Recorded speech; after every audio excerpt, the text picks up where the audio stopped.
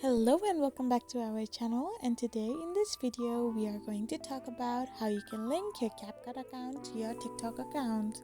So without wasting much of our time, let's get straight into the video. So first and foremost, all you need to do is simply tap open your CapCut app, and once you are into your CapCut app, simply tap on any of the icons given.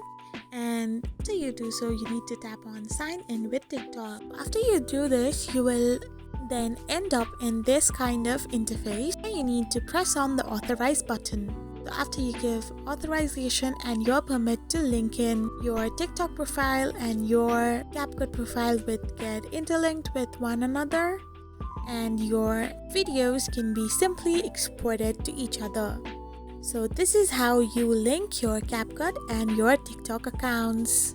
I hope you found this video helpful, so don't forget to hit that subscribe button and to give us a thumbs up. We will be back again with these informative videos. Thank you for watching.